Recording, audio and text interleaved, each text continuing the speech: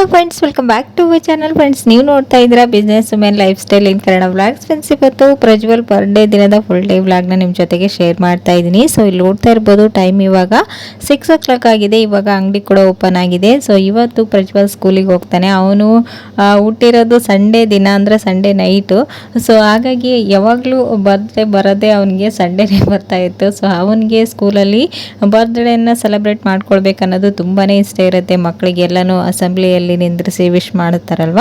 So ಆ ರೀತಿ. So ಹಾಗಾಗಿ ಈ ಟೈಮು ಮಂಡೇ ಬಂದಿತ್ತು. ಸೊ ಹಾಗಾಗಿ ಪ್ರಜ್ವಲ್ ಈಸ್ ವೆರಿ ಹ್ಯಾಪಿ ಅಂತಲೇ ಹೇಳ್ಬೋದು. ಸೊ ಹಾಗಾಗಿ ಮಾರ್ನಿಂಗ್ ಅವನು ಫಸ್ಟು ಎಲ್ಲ ಮಾರ್ನಿಂಗ್ ರೊಟೀನ್ನ ಮುಗಿಸ್ಕೊಂಡು ದೇವಸ್ಥಾನಕ್ಕೆ ಹೋಗಿ ಬಂದ ನಂತರ ಅವನು ಸ್ಕೂಲಿಗೆ ಹೋಗಿದ್ದಾನೆ. ಇವಾಗ ನಾನು ಒಂದು ಸ್ವೀಟ್ ರೆಸಿಪಿನ ಕೂಡ ಮಾಡ್ತಾ ಇದ್ದೀನಿ. ಅವನು ಬರೋ ಅಷ್ಟರಲ್ಲಿ ಈವ್ನಿಂಗ್ ಟೈಮ್ ಸೆಲೆಬ್ರೇಷನ್ಗೆ ಮಕ್ಕಳೆಲ್ಲ ಬರ್ತಾರಲ್ವ. ಸೊ ಅವರಿಗೆ ಏನಾದರೂ ಒಂದು ಸ್ವೀಟ್ ಅನ್ನ ಕೊಡೋದಕ್ಕೆ ಒಂದು ಇನ್ಸ್ಟೆಂಟ್ ಆಗಿ ಮಾಡುವಂತಹ ಜಾಮೂನ್ ರೆಸಿಪಿನ ತೋರಿಸ್ತಾ ಇದ್ದೀನಿ. ಸೊ ಬನ್ನಿ ನೋಡ್ಕೊಂಡು ಬರೋಣ, ಮತ್ತೆ ಬ್ಲಾಗ್ನ ಕಂಟಿನ್ಯೂ ಮಾಡ್ತೀನಿ. ಒಂದು ಡಿಫ್ರೆಂಟ್ ಆಗಿ ಜ್ಯೂಸಿ ಆದಂತ ಮೊದಲೇದಾಗಿ ನಾನು ಒಂದು ಮಿಕ್ಸಿಂಗ್ ಬೌಲ್ನ ತಗೊಂಡಿದ್ದೀನಿ. ಇದಕ್ಕೆ ನಾನಿಲ್ಲಿ 3 ಟೇಬಲ್ ಸ್ಪೂನ್ ಅಷ್ಟು ಮೊಸರನ್ನ ಹಾಕೊಳ್ತಾ ಇದ್ದೀನಿ. ಫ್ರೆಶ್ ಮೊಸರು ಆದ್ರೂ ಓಕೆ, ಆದರೆ ಹುಳಿ ಮೊಸರು ತಗೊಂಡ್ರೆ ಅಷ್ಟೊಂದು ಟೇಸ್ಟಿ ಆಗಿರಲ್ಲ ಈ ಸ್ವೀಟ್. ಸೊ ಹಾಗಾಗಿ ಫ್ರೆಶ್ ಮೊಸರು ಅಥವಾ ಕ್ರೀಮ್ನ ಯೂಸ್ ಮಾಡೋದು ಬೆಸ್ಟ್. ಇವಾಗ ಇಲ್ಲಿ ನಾನು 1 ಟೇಬಲ್ ಸ್ಪೂನ್ ಅಷ್ಟು ತುಪ್ಪನ ಹಾಕೊಳ್ತಾ ಇದ್ದೀನಿ. ನೀವು ತುಪ್ಪ ಬದಲಾಗಿ ಎಣ್ಣೆ, ದಾಲ್ಡ ಯಾವುದಾದ್ರೂ ಯೂಸ್ ಮಾಡ್ಬೋದು.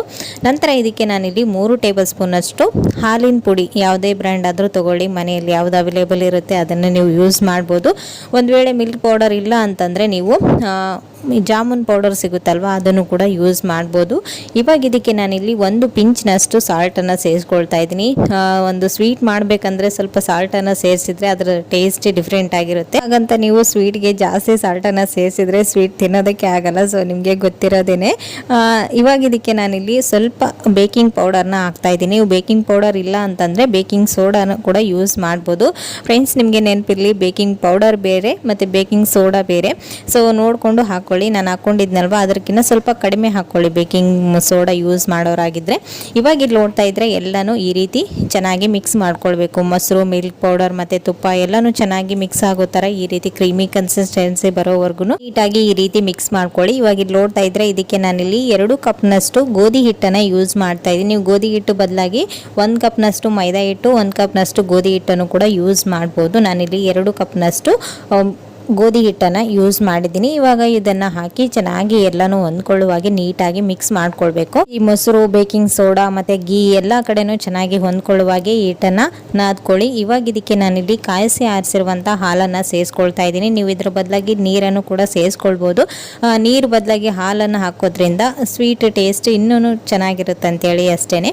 ಇವಾಗ ಸ್ವಲ್ಪನೇ ಹಾಲನ್ನು ಹಾಕ್ಕೊಂಡು ಇದನ್ನು ಚೆನ್ನಾಗಿ ಮಿಕ್ಸ್ ಮಾಡ್ಕೊಳ್ತಾ ಇದ್ದೀನಿ. ಈ ಹಿಟ್ಟನ್ನು ನೀವು ಚಪಾತಿ ಹಿಟ್ಟಿನ ಥರ ಚೆನ್ನಾಗಿ ನಾದ್ಕೊಂಡು ಮಿಕ್ಸ್ ಮಾಡ್ಕೊಳ್ಳೋದಕ್ಕೆ ಹೋಗ್ಬೇಡಿ. ಸ್ಮೂತ್ ಆಗಿ ಬೆರಳಿನ ಸಹಾಯದಿಂದ ಮಿಕ್ಸ್ ಮಾಡ್ಕೊಳ್ಳಿ. ಒಳಗಡೆ ಇಲ್ಲಿ ನೋಡ್ತಾ ಇದ್ರಲ್ವ, ಈ ರೀತಿ ಗೂಡು ಥರ ಇರಬೇಕು. ಅದು ಲೇಯರ್ ಆಗಿರಬೇಕು. ಅಂದ್ರೇ ಇದು ಸ್ವೀಟು ಪಾಕನ ಚೆನ್ನಾಗಿ ಹೀರ್ಕೊಳ್ಳುತ್ತೆ ಅಂತೇಳಿ ಇಲ್ಲಿ ತೋರಿಸ್ತಾ ಇದ್ದೀನಿ ನೋಡಿ. ಈ ರೀತಿ ಇರಬೇಕು, ಅವಾಗನೇ ಇದು ಪರ್ಫೆಕ್ಟ್ ಆದ ಈ ಒಂದು ಸ್ವೀಟ್ಗೆ. ಇವಾಗ ಇಲ್ಲಿ ನೋಡ್ತಾ ಇದ್ರೆ ಇದನ್ನು ನಾನು ಚೆನ್ನಾಗಿ ಮಿಕ್ಸ್ ಮಾಡ್ಕೊಂಡಿದ್ದೀನಿ. ಇದು ಒಂದು ಹಿಟ್ಟನ್ನು ಮಿಕ್ಸ್ ಮಾಡ್ಕೊಳ್ಳೋದಕ್ಕೆ ನನಗೆ 1 ಕಪ್ನಷ್ಟು ಹಾಲು ಕರೆಕ್ಟಾಗಿ ಹೊಂದ್ಕೊಂಡಿದೆ. ನೀವು ನೋಡಿಕೊಂಡು ಸೇರಿಸ್ಕೊಳ್ಳಿ. ಪೂರ್ತಿ ತೆಳು ಆದ್ರೂ ಅಷ್ಟೊಂದು ಸ್ವೀಟ್ ಚೆನ್ನಾಗಿ ಬರೋದಿಲ್ಲ. ಇವಾಗ ಇದನ್ನು ಒಂದು 2-3 ಮಿನಿಟ್ಸ್ವರೆಗೂ ರೆಸ್ಟ್ ಮಾಡಲು ಬಿಡೋಣ. ಈ ಕಡೆ ನಾವು ಪಾಕನೂ ಕೂಡ ರೆಡಿ ಮಾಡ್ಕೊಳ್ಳೋಣ. ಇವಾಗ ಇಟ್ಟು ಈ ನೆನೆಯೋಷ್ಟರಲ್ಲಿ ನಾನಿಲ್ಲಿ ಒಂದು ಮಿಕ್ಸಿಂಗ್ ಬೌಲ್ನ ತೊಗೊಂಡಿದ್ದೀನಿ. ಇದಕ್ಕೆ ನಾನು 1 ಕಪ್ನಷ್ಟು ಸಕ್ಕರೆನ ಹಾಕ್ಕೊಂಡಿದ್ದೀನಿ. ನಾವು ಎಷ್ಟು ಗೋಧಿ ಹಿಟ್ಟನ್ನು ಯೂಸ್ ಮಾಡಿದ್ವಲ್ವ ಅಷ್ಟೇ ಪ್ರಮಾಣದಷ್ಟು ನಾನು ಸಕ್ಕರೆನೂ ಕೂಡ ತೊಗೊಂಡಿದ್ದೀನಿ. ನೀವು ಪಾಕ ಸ್ವಲ್ಪ ಜಾಸ್ತಿ ಬೇಕು ಅಂತ ಅಂದರೆ ಇನ್ನೂ ಸ್ವಲ್ಪ ಜಾಸ್ತಿ ಸಕ್ಕರೆನೂ ಕೂಡ ಯೂಸ್ ಮಾಡ್ಬೋದು, ಸ್ವೀಟ್ ಎಕ್ಸ್ಟ್ರಾ ತಿನ್ನೋರಾದರೆ. ಇವಾಗ ಇಲ್ಲಿ ನೋಡ್ತಾ ಇದ್ರೆ ನಾನು 2 ಕಪ್ ಸಕ್ಕರೆಗೆ 1 ಕಪ್ನಷ್ಟು ನೀರನ್ನು ಹಾಕಿ ಇದನ್ನು ಚೆನ್ನಾಗಿ ಕರಗಿಸ್ಕೊಳ್ತಾ ಇದ್ದೀನಿ. ಸಕ್ಕರೆ ಸ್ವಲ್ಪ ಕರಗಿದ ನಂತರ ಇದಕ್ಕೆ ನಾನು ಫುಡ್ ಕಲರ್ನ ಹಾಕ್ತಾ ಇದ್ದೀನಿ. ಇದು ಆಪ್ಷನಲ್, ನೀವು ಬೇಕಂದರೆ ಹಾಕೊಳ್ಳಿ, ಇಲ್ಲಾಂದರೆ ಇಲ್ಲ. ಇವಾಗ ಇಲ್ಲಿ ನೋಡ್ತಾ ಇದ್ರೆ ಸ್ವಲ್ಪ ಗುಲಾಬ್ ಜಾಮೂನ್ಗೆ ನಾವು ಯಾವ ರೀತಿ ಪಾಕನ ತೆಗಿತೀವಿ ಸಕ್ಕರೆ ಪಾಕ, ಸೊ ಅದೇ ರೀತಿನೇ ಇರಬೇಕು. ಜಾಸ್ತಿ ಗಟ್ಟಿ ಆದರೆ ಪಾಕನ ಹೇಳ್ಕೊಳ್ಳೋದಿಲ್ಲ. ಈ ಸ್ವೀಟ್ ಸ್ವಲ್ಪ ಗಟ್ಟಿ ಅದಕ್ಕೆ ಇರುತ್ತೆ, ನಾವು ಗೋಧಿ ಹಿಟ್ಟೆಲ್ಲ ಯೂಸ್ ಮಾಡಿದ್ದೀವಿ ಅಲ್ವಾ. ಸೊ ಹಾಗಾಗಿ ಉಂಡೆಗಳು ಗುಲಾಬ್ ಜಾಮೂನಷ್ಟು ಸಾಫ್ಟ್ ಆಗಿರೋದಿಲ್ಲ. ಸೊ ಹಾಗಾಗಿ ನಾ ತೋರಿಸಿದ್ನಲ್ವ ವಿಡಿಯೋದಲ್ಲಿ, ಜಸ್ಟ್ ಅಂಟು ಪಾಕ ಬಂದರೆ ಸಾಕು. ಇವಾಗ ಇದನ್ನು ಸ್ಟವ್ ಸ್ಟವ್ ಆಫ್ ಮಾಡಿಕೊಂಡು ಪಕ್ಕಕ್ಕೆ ಇಟ್ಕೊಳ್ಳೋಣ. ನಾವು ಉಂಡೆಗಳನ್ನು ಫ್ರೈ ಮಾಡ್ಕೊಂಡು ಹಾಕಿದಾಗ ಸ್ವಲ್ಪ ಇದು ಬೆಚ್ಚಕ್ಕಿರಬೇಕು. ಹಾಗಾಗಿ ನೀವು ಇನ್ಸ್ಟೆಂಟಾಗಿ ಈ ಉಂಡೆಗಳನ್ನು ಮಾಡಿಕೊಂಡು ಈ ಪಾಕದಲ್ಲಿ ಹಾಕ್ಕೊಳ್ಳೋದು ಅಷ್ಟೇ. ಇವಾಗ ಇಲ್ಲಿ ನೋಡ್ತಾ ಇದ್ರೆ ಈ ಕಡೆ ಹಿಟ್ಟು ಕೂಡ ಚೆನ್ನಾಗಿ ನೆಂದಿದೆ. ಇವಾಗ ಇದನ್ನು ಇನ್ನು ಸ್ವಲ್ಪ ಚೆನ್ನಾಗಿ ನಾದ್ಕೊಂಡು ಇದನ್ನು ಉಂಡೆಗಳಾಗಿ ಮಾಡ್ಕೊಳ್ಳೋದು. ನಿಮ್ಗೆ ಯಾವ ಶೇಪ್ ಬೇಕೋ ಆ ಶೇಪ್ಗೆ ಮಾಡ್ಕೊಳ್ಳಿ. ಸ್ಕ್ವೇರ್ ಶೇಪ್, ಓವೆಲ್ ಶೇಪ್ ಯಾವುದಾದ್ರೂ ಮಾಡ್ಕೊಳ್ಬೋದು. ಈ ಸ್ವೀಟ್ಗೆ ಒಂದು ಡಿಫ್ರೆಂಟ್ ಶೇಪ್ನ ನೀವು ಕೊಡ್ಬೋದು. ಓಕೆನಾ, ನಾನಿಲ್ಲಿ ಈ ರೀತಿ ರೌಂಡ್ ಶೇಪಲ್ಲಿ ಮಾಡಿದ್ದೀನಿ. ಸೊ ನೋಡ್ತಾ ಇದ್ರೆ ಇವಾಗ ಎಲ್ಲನೂ ಒಂದೇ ಸೈಜಲ್ಲಿ ಚೆನ್ನಾಗಿ ಕಟ್ ಮಾಡಿಕೊಂಡು ಇದನ್ನು ಕೈನ ಸಹಾಯದಿಂದ, ಜಾಸ್ತಿ ಕ್ರ್ಯಾಕ್ಸ್ ಎಲ್ಲ ಇರಬಾರ್ದು. ಕ್ರ್ಯಾಕ್ಸ್ ಇದ್ದರೆ ಏನಾಗುತ್ತೆ, ಗುಲಾಬ್ ಜಾಮೂನ್ ಯಾವ ರೀತಿ ಹೊಡ್ಕೊಳ್ಳುತ್ತಲ್ವ ಪಾಕದಲ್ಲಿ ಹಾಕಿದ ತಕ್ಷಣ ಸೇಮ್ ಅದೇ ಥರನೇ ಆಗಿಬಿಡುತ್ತೆ. ಸೊ ನೋಡಿಕೊಂಡು ಈ ರೀತಿಯಾಗಿ ಚೆನ್ನಾಗಿ ಎರಡೂ ಕಡೆನೂ ನೀಟಾಗಿ ಇದನ್ನು ಕ್ರ್ಯಾಕ್ಸ್ ಇಲ್ಲರ ಥರ ಉಂಡೆಗಳನ್ನು ರೆಡಿ ಮಾಡ್ಕೊಳ್ಳಿ. ನಾನು ಈ ರೀತಿ ಮಾಡ್ಕೊಂಡಿದ್ದೀನಿ. ಪೂರ್ತಿ ದಪ್ಪನೂ ಇಲ್ಲ, ಪೂರ್ತಿ ತೆಳುನೂ ಇಲ್ಲ, ಈ ರೀತಿ ಇದ್ದರೆ ಸಾಕು. ಇವಾಗ ಎಲ್ಲ ಉಂಡೆಗಳು ರೆಡಿಯಾಗಿದೆ. ಈ ಕಡೆ ಎಣ್ಣೆ ಕೂಡ ಕಾಯಕ್ಕಿಟ್ಟಿದ್ದೀನಿ. ಈ ಉಂಡೆಗಳು ಬೇಗನೆ ಹಾರ್ಡ್ ಆಗಿಬಿಡುತ್ತೆ. ಸೊ ಹಾಗಾಗಿ ನೀವು ಲೇಟಾಗಿ ನೀವು ಫ್ರೈ ಮಾಡ್ಕೊಳ್ತೀರಾ ಅಂದರೆ ಮೇಲ್ಗಡೆ ಒಂದು ಸ್ವಲ್ಪ ತಣ್ಣನೆ ಬಟ್ಟೆ ಹಾಕಿ ಇಟ್ಟರೆ ಸಾಕು. ಇವಾಗ ನಾನು ಉಂಡೆ ಮಾಡಿದ ತಕ್ಷಣವೇ ಫ್ರೈ ಮಾಡಿ ತೋರಿಸ್ತಾ ಇದ್ದೀನಿ. ಈ ಕಡೆ ಎಣ್ಣೆ ಕೂಡ ಕಾದಿದೆ. ಎಲ್ಲ ಉಂಡೆಗಳನ್ನು ಹಾಕ್ಕೊಂಡು ಫ್ರೈ ಮಾಡ್ಕೊಳ್ಳೋದು. ಫ್ರೆಂಡ್ಸ್, ನೆನಪಿರಲಿ ನಿಮಗೆ, ಈ ಉಂಡೆಗಳನ್ನು ಫ್ರೈ ಮಾಡ್ಕೊಳ್ಳುವಾಗ ಎಣ್ಣೆ ಲೋ ಫ್ಲೇಮಲ್ಲೇ ಇರಬೇಕು. ನೀವು ಹೈ ಫ್ಲೇಮಲ್ಲಿ ಇಟ್ಟು ಮಾಡಿಕೊಂಡ್ರೆ ಮೇಲ್ಗಡೆ ಭಾಗ ಬೇಗನೆ ಫ್ರೈ ಆಗುತ್ತೆ, ಆದರೆ ಒಳಗಡೆ ಮಾತ್ರ ಹಿಟ್ಟಿನ ಅಂಶ ಹಾಗೇನೆ ಉಳ್ಕೊಳ್ಳುತ್ತೆ. ನಮಗೆ ಪಾಕ ಹೀರ್ಕೊಳ್ಳೋದಿಲ್ಲ. ಸ್ವೀಟ್ ಕೂಡ ಕಹಿ ಕಹಿ ಅನಿಸುತ್ತೆ, ಯಾಕಂದರೆ ನಾವು ಗೋಧಿ ಹಿಟ್ಟನ್ನು ಯೂಸ್ ಮಾಡಿರೋದ್ರಿಂದ ಅದು ಎಲ್ಲ ಕಡೆನೂ ನೀಟಾಗಿ ಫ್ರೈ ಆಗಿಲ್ಲ ಅಂದರೆ ಇದು ಒಂದು ಸ್ವೀಟ್ನ ತಿನ್ನೋದಕ್ಕೆ ಆಗಲ್ಲ, ಕಹಿ ಕಹಿ ಅನಿಸೋ ಚಾನ್ಸಸ್ ಇರುತ್ತೆ. ಸೊ ಹಾಗಾಗಿ ನೀವು ಸ್ಟವ್ನ ಲೋ ಫ್ಲೇಮಲ್ಲಿ ಇಟ್ಟು ಚೆನ್ನಾಗಿ ಒಂದು ಪೇಷನ್ಸಿಂದ ಈ ಒಂದು ಉಂಡೆನ ನೀಟಾಗಿ ಫ್ರೈ ಮಾಡ್ಕೊಳ್ಳಿ. ಇವಾಗ ಇಲ್ಲಿ ನೋಡ್ತಾ ಇದ್ದೀರಾ, ಸ್ಟವ್ನ ಹೈ ಟು ಲೋ ಫ್ಲೇಮ್ ಮಾಡಿಕೊಂಡು ಇದನ್ನು ಚೆನ್ನಾಗಿ ಎರಡೂ ಕಡೆನೂ ಹೊಂಬಣ್ಣ ಬರೋವರೆಗೂ ನೀಟಾಗಿ ಈ ರೀತಿ ಫ್ರೈ ಮಾಡ್ಕೊಂಡಿದ್ದೀನಿ. ಇಲ್ಲಿ ನೋಡ್ತಾ ಇದ್ರೆ ಇಷ್ಟು ಕ್ಯೂಟಾಗಿ ಕಾಣಿಸ್ತಾ ಇದೆ ಅಲ್ವಾ. ಸ್ವೀಟ್ ಅಂದ್ರೇ ಒಂದು ಕಲರ್ಫುಲ್ಲಾಗಿ ಬಂದರೆ ತಿನ್ನಬೇಕು ಅನಿಸುತ್ತೆ. ಇವಾಗ ಇಲ್ಲಿ ನೋಡ್ತಾ ಇದ್ರೆ ಎರಡೂ ಕಡೆನೂ ಚೆನ್ನಾಗಿ ಫ್ರೈ ಆದ ನಂತರ ಇದನ್ನು ಒಂದು ಪ್ಲೇಟ್ಗೆ ತೆಗೆದುಕೊಳ್ತಾ ಇದ್ದೀನಿ. ಚೆನ್ನಾಗಿರುತ್ತೆ, ಎಣ್ಣೆನೂ ಕೂಡ ಜಾಸ್ತಿ ಹೀರ್ಕೊಳ್ಳೋದಿಲ್ಲ. ನೀವು ಕೂಡ ಖಂಡಿತ ಈ ಒಂದು ರೆಸಿಪಿನ ಟ್ರೈ ಮಾಡಲೇಬೇಕು. ಓಕೆನಾ, ಇವಾಗ ಈ ಫ್ರೈ ಮಾಡ್ಕೊಂಡಿರುವಂಥ ಎಲ್ಲ ಉಂಡೆಗಳನ್ನು ನಾವು ಮೊದಲಿಗೆ ರೆಡಿ ಮಾಡಿಟ್ಕೊಂಡಿರುವಂಥ ಈ ಪಾಕದಲ್ಲಿ ಹಾಕಿ ಒಂದು 5ರಿಂದ 6 ಅವರ್ ಇದನ್ನು ಚೆನ್ನಾಗಿ ಪಾಕ ಹೀರ್ಕೊಳ್ಳೋದಕ್ಕೆ ಬಿಟ್ಬಿಡಬೇಕಾಗುತ್ತೆ. ನಾನು ಇಲ್ಲಿ ಇದನ್ನು ಓವರ್ ನೈಟ್ ಹಾಗೇ ಬಿಟ್ಬಿಟ್ಟಿದ್ದೆ. ಚೆನ್ನಾಗಿ ಮಿಕ್ಸ್ ಮಾಡಿಕೊಂಡು ಮಾರ್ನಿಂಗ್ ಇದು ತುಂಬಾ ಚೆನ್ನಾಗಿ ಬಂದಿತ್ತು. ಇವಾಗ ಇಲ್ಲಿ ನೋಡ್ತಾ ಇದ್ರೆ ಎಲ್ಲನೂ ನೀಟಾಗಿ ಒಂದ್ಸರಿ ಮಿಕ್ಸ್ ಮಾಡಿಕೊಂಡು ಇದನ್ನು ಓವರ್ ನೈಟ್ ರೆಸ್ಟ್ ಮಾಡಲು ಬಿಟ್ಟಿದ್ದೀನಿ. ನೋಡ್ತಾ ಇದ್ರಲ್ವಾ, ವಾವ್ ಎಷ್ಟು ಕಲರ್ಫುಲ್ ಆಗಿ ಕಾಣಿಸ್ತಾ ಇದೆ. ನಾವು ಫುಡ್ ಕಲರ್ ಯೂಸ್ ಮಾಡಿರೋದ್ರಿಂದ ಈ ಸ್ವೀಟ್ಗೆ ಇನ್ನೂ ಒಂದು ಒಳ್ಳೆ ಕಲರ್ ಬಂದಿದೆ ಅಷ್ಟೇ. ಇವಾಗ ನೆಕ್ಸ್ಟ್ ಡೇ ಮಾರ್ನಿಂಗ್ ತೋರಿಸ್ತಾ ಇದ್ದೀನಿ ನೋಡಿ. ಒಂದನ್ನು ಕಟ್ ಮಾಡಿ ಕೂಡ ತೋರಿಸ್ತೀನಿ ನಿಮಗೆ ಎಷ್ಟು ಜ್ಯೂಸಿಯಾಗಿ ಚೆನ್ನಾಗಿ ಬಂದಿದೆ ಅಂತ. ಇಲ್ಲಿ ನೋಡ್ತಾ ಇದ್ರೆ ಇದು ಮಾರ್ನಿಂಗ್ ನೋಡ್ತಾ ಇದ್ರೆ ನೀವು ಸ್ವಲ್ಪ ಸೈಜ್ ಡಬಲ್ ಆಗಿದೆ, ಹಾಗೇನೆ ಸಾಫ್ಟ್ ಕೂಡ ಆಗಿದೆ. ಬಾಯಲ್ಲಿ ಇಟ್ಟರೆ ಕರಗಬೇಕು ಆ ರೀತಿ ಇದೆ. ಒಂದನ್ನು ಕಟ್ ಮಾಡಿ ತೋರಿಸ್ತಾ ಇದ್ದೀನಿ. ಒಳಗಡೆನೂ ಕೂಡ ನೋಡ್ತಾ ಇದ್ರೆ ಎಷ್ಟು ಚೆನ್ನಾಗಿ ಪಾಕನ ಹೀರ್ಕೊಂಡಿದೆ ಅಂತ. ವಾವ್ ಅಲ್ವಾ, ಎಷ್ಟು ಚೆನ್ನಾಗಿದೆ. ಮಕ್ಕಳಿಗೆ ಕೇಳಿದಾಗ ಈ ರೀತಿ ಮನೆಯಲ್ಲಿರ್ತಕ್ಕಂಥ ಸಾಮಾನುಗಳನ್ನೇ ಯೂಸ್ ಮಾಡಿಕೊಂಡು ನೀವು ಈ ಒಂದು ಇನ್ಸ್ಟೆಂಟ್ ಸ್ವೀಟ್ನ ಟ್ರೈ ಮಾಡಿ ನೋಡಿ. ಇದು ಸ್ವಲ್ಪ ಹಾರ್ಡ್ ಆಗಿರೋದ್ರಿಂದ ಒಂದು 5ರಿಂದ 8 ಅವರ್ ಆದ್ರೂ ಬೇಕಾಗುತ್ತೆ ಇದಕ್ಕೆ. ಇವಾಗ ಇದನ್ನು ರೆಸ್ಟ್ ಮಾಡಲು ಇಟ್ಟಿದ್ದೀನಿ. ಇವತ್ತಿನ ಮಾರ್ನಿಂಗ್ ಊಟಕ್ಕೆ ನಾನಿಲ್ಲಿ ಜೀರಾ ರೈಸ್ ಹಾಗೇನೆ ಶೇರ್ವನ ಮಾಡಿಕೊಟ್ಟಿದ್ದೆ. ಪ್ರಜ್ವಲ್ಗಿದೆ ಫೇವ್ರೇಟ್ ಫುಡ್ ಅಂತಲೇ ಹೇಳ್ಬೋದು. ಸೊ ಹಾಗಾಗಿ ಲಂಚ್ ಬಾಕ್ಸ್ಗೆ ಅವನಿಗೆ ಇದನ್ನೇ ಮಾಡಿಕೊಟ್ಟಿರೋದು. ಸೊ ಅವನ್ನ ಸ್ಕೂಲಿಗೆ ಬಂದ ನಂತರ ಅವನ್ನ ಮನೆಯಲ್ಲಿ ಬಿಟ್ಟು ನಂತರ ಇವಾಗ ಈವ್ನಿಂಗ್ ಟೈಮ್ ನಾವಿಲ್ಲಿ ಪ್ರಜ್ವಲ್ಗೆ ಬರ್ಡೇ ಡ್ರೆಸ್ಸನ್ನು ತರೋದಕ್ಕೆ ಹೋಗ್ತಾ ಇದ್ದೀವಿ. ಮುಂಚೆನೇ ಆನ್ಲೈನಲ್ಲಿ ತರಿಸ್ಬೇಕು ಅಂದ್ಕೊಂಡೆ. ಸೊ ಈ ಟೈಮ್ ಆಗಲಿಲ್ಲ. ಸೊ ಹಾಗಾಗಿ ಇಲ್ಲೇನೆ ಲೋಕಲಲ್ಲಿ ಪರ್ಚೇಸ್ ಮಾಡಿದ್ರಾಯ್ತು ಅಂತೇಳಿ ಹೋಗ್ತಾ ಇದ್ದೀವಿ. ಸೊ ಇಲ್ಲಿ ನೋಡ್ತಾ ಇರ್ಬೋದು ವೆದರ್ ಯಾವ ರೀತಿ ಇದೆ ಅಂತ. Cool weather. ಈವ್ನಿಂಗ್ ಟೈಮ್ ಈ ರೀತಿ ಔಟ್ಸೈಡ್ ಹೋಗೋದು ತುಂಬಾ ಕಡಿಮೆ. ಮನೆಯಲ್ಲೇ ಬಿಸ್ನೆಸ್ ಇರೋದ್ರಿಂದ ನಾವು ಆಲ್ವೇಸ್ ಮನೆಯಲ್ಲೇ ಇರಬೇಕಾಗತ್ತೆ. ಸೊ ಹಾಗಾಗಿ ತುಂಬ ದಿನ ಆಗಿತ್ತು ನಾನಂತರೂ ಈ ರೀತಿ ವೆದರ್ನ ನೋಡಿರಲಿಲ್ಲ. ಸೊ ಮಳೆ ಬರೋ ಹಾಗಿತ್ತು, ತುಂಬಾ ಚೆನ್ನಾಗಿತ್ತು ವೆದರ್ ಅಂತೂ. ಸೊ ನೋಡ್ತಾ ಇರ್ಬೋದು. ಸೊ ಇವಾಗ ಹೋಗಿ ಪ್ರಜ್ವಲ್ಗೆ ಬೇಗನೆ ಎಲ್ಲನೂ ತೊಗೊಂಡು ಬರೋದಕ್ಕೆ ಹೋಗ್ತಾ ಇದ್ದೀವಿ.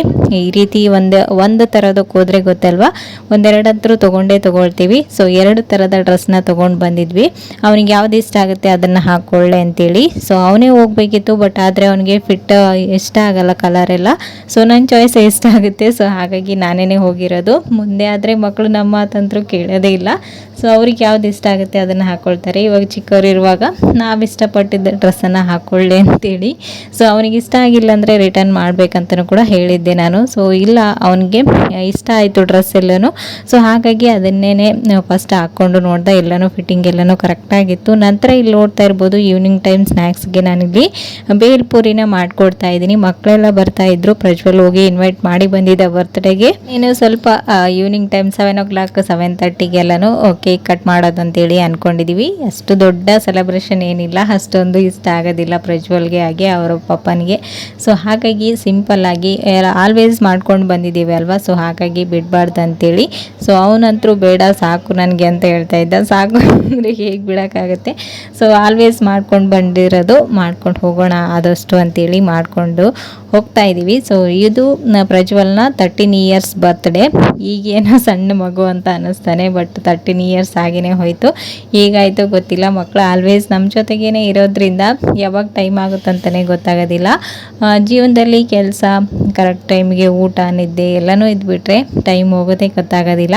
ಸೊ ಇವಾಗ ನೋಡ್ತಾ ಇರ್ಬೋದು ಪ್ರಜ್ವಲ್ ಫ್ರೆಂಡ್ಸ್ ಎಲ್ಲನೂ ಬಂದರು. ಬಂದ ತಕ್ಷಣ ಎಲ್ಲ ಕೇಕ್ ಕಟ್ಟಿಂಗ್ ಎಲ್ಲನೂ ಮಾಡಿದರು. ಏನಿಲ್ಲ, ಸಿಂಪಲ್ ಸೆಲೆಬ್ರೇಷನ್ ಅಷ್ಟೇ. ನಂತರ ಮಕ್ಕಳಿಗೆ ಒಂದು ಸ್ವಲ್ಪ ಸ್ವೀಟ್, ಖಾರ, ಕೇಕ್ ಎಲ್ಲನೂ ಕೊಟ್ಟು ಮಕ್ಕಳನ್ನು ಇಲ್ಲೇ ಊಟ ಮಾಡಿಸಿ ಕಳಿಸಿದ್ವಿ. ತುಂಬಾ ಚೆನ್ನಾಗಿತ್ತು. ಸಿಂಪಲ್ ಸೆಲೆಬ್ರೇಷನ್ ಆದ್ರೂ ಅದು ಮೆಮೊರೇಬಲ್ ಆಗಿರೋ ಟೈಮನ್ನು ವ್ಯಾಲ್ಯೂ ಮಾಡಲೇಬೇಕು. ಸೊ ಏನಾಗುತ್ತಂದರೆ ಒಂದೊಂದ್ಸರಿ ನಾವು ಕೆಲಸದ ಬ್ಯುಸಿಯಲ್ಲಿ ಹೋಗಲಿ ಬಿಡು ನೆಕ್ಸ್ಟ್ ಟೈಮ್ ನೋಡೋಣ ಅಂತ ಹೇಳ್ತೀವಿ. ಬಟ್ ಆದರೆ ರಿಲೇಷನ್ಶಿಪ್ ಅನ್ನೋದು ತುಂಬಾ ಇಂಪಾರ್ಟೆಂಟ್. ಇವಾಗ ಬೇಕಾಗಿರೋದು ನಾವು ನಾಳೆ ಬೇಕು ಅಂತಂದ್ರೂ ಸಿಗೋದಿಲ್ಲ. ಸೊ ಹಾಗಾಗಿ ನೀವು ಪ್ರತಿಯೊಂದು ಟೈಮನ್ನು ಇಂಪಾರ್ಟೆಂಟ್ ಮಾಡಬೇಕು, ಪ್ರತಿಯೊಬ್ಬರ ಟೈಮನ್ನು ವ್ಯಾಲ್ಯೂ ಮಾಡಬೇಕು. ಫ್ಯಾಮಿಲಿ ಅಂತ ಬಂದಾಗ ಒಂದು ಸ್ವಲ್ಪ ಟೈಮನ್ನು ಡೈಲಿ ಕೊಡಲೇಬೇಕಾಗತ್ತೆ. ಸೊ ನೋಡ್ತಾ ಇದ್ದೀರಲ್ವ, ಇವಾಗ ಮುನ್ನ ನೋಡ್ತಾ ಇರ್ಬೋದು ಆ ಕೇಕನ್ನು ಯಾವಾಗ ಕೊಡ್ತಾರೋ ನನಗೆ ಅಂತೇಳಿ ಕಾಯ್ಕೊತ ಕುಂತಿದ್ದಾನೆ ಅವನು. ಚಾಕ್ಲೇಟ್ ಕೇಕ್ ಅಂದರೆ ಅವನು ತುಂಬ ಫೇವ್ರೇಟ್ ಕೇಕ್ ಅದು. ಸೊ ಹಾಗಾಗಿ ಹಾಗೆ ಮಾಡ್ತಾ ಇರೋದು. ಸೊ ಇವಾಗ ಎಲ್ಲ ಕೆಲಸನೂ ಮುಗಿಸ್ಕೊಂಡು ಇನ್ನೇನು ಜಾಸ್ತಿ ಯಾರನ್ನು ಕರೆದಿರಲಿಲ್ಲ, ಪ್ರಜ್ವಲ್ ಫ್ರೆಂಡ್ಸ್ ಒಂದೇ ಇರೋದು. ಸೊ ಹಾಗಾಗಿ ಕೇಕ್ ಎಲ್ಲ ಅವ್ರ ಫ್ರೆಂಡ್ಸ್ ಎಲ್ಲ ಗಿಫ್ಟ್ ಎಲ್ಲ ಕೊಟ್ಟು ಅವರು ತಿನ್ನಿಸಿದ ಮೇಲೇ ಪಕ್ಕದ ಮನೆಗೆ ಬೇಕಿದ್ದವ್ರಿಗೆ ಒಂದು ಸ್ವಲ್ಪ ಕೊಡಬೇಕಲ್ವ.